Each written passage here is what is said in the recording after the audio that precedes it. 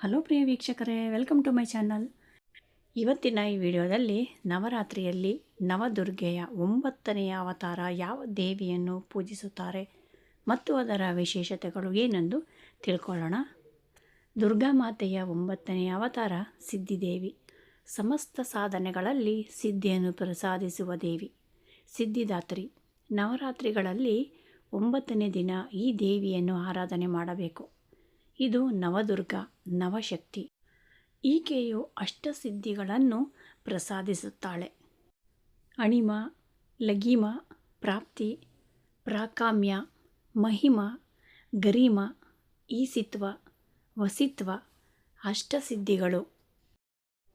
ಸರ್ವಕಾಮ ವಸಾಯಿತ, ಸರ್ವಜ್ಞತ್ವ, ದೂರಶ್ರವಣ, ಪರಕಾಯ ಪ್ರವೇಶ, ವಾಕ್ಸಿದ್ಧಿ, ಕಲ್ಪವೃಕ್ಷತ್ವ, ಸೃಷ್ಟಿ ಸಂಹಾರ, ಕರಣ, ಸಾಮರ್ಥ್ಯ, ಅಮರತ್ವ, ಸರ್ವನಾಯಕತ್ವ, ಭಾವನ ಸಿದ್ಧಿ ಅನ್ನುವ ಅಷ್ಟಾದಶ ಸಿದ್ಧಿಗಳನ್ನು ಪರಮೇಶ್ವರನು ದೇವಿ ಕೃಪೆಯಿಂದ ಸಾಧಿಸಿದನೆಂದು ದೇವಿ ಪುರಾಣದಲ್ಲಿ ಸಾರಿದೆ.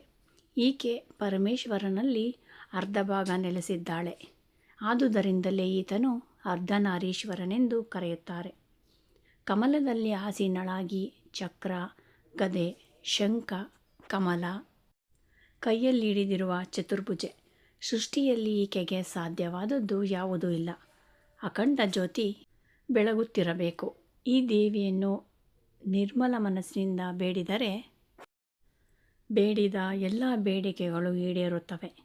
ಸುಗಂಧಭರಿತ ಹೂಗಳನ್ನು ಅರ್ಪಿಸಿ ನಂತರ ಅಖಂಡ ದೀಪವನ್ನು ಬೆಳಗಿ ಪೂಜಿಸಿ ದೇವಿಯ ಕೃಪೆಗೆ ಪಾತ್ರರಾಗಿ ನವದುರ್ಗೆಯ 9ನೆಯ ಅವತಾರವಾದ ಸಿದ್ಧಿದಾತ್ರಿಯ ಮೂಲಕ 9ನೇ ಅವತಾರಗಳು ಪೂರ್ಣಗೊಳ್ಳುತ್ತವೆ. ಇನ್ನು ಈ ಶ್ಲೋಕವನ್ನು ಪಠಿಸಿ ಪೂಜಿಸಬೇಕು. ಶ್ಲೋಕವನ್ನು ಉಚ್ಚರಿಸುವಾಗ ಎಲ್ಲೂ ಸಹ ತಪ್ಪಿರಬಾರದು. ನೋಡಿರಲ್ಲ ವೀಕ್ಷಕರೇ, ಈ ಪುಟ್ಟ ಮಾಹಿತಿ ನಿಮಗೆ ಇಷ್ಟ ಆದರೆ ದಯವಿಟ್ಟು ವಿಡಿಯೋನ ಲೈಕ್ ಮಾಡಿ, ಶೇರ್ ಮಾಡಿ.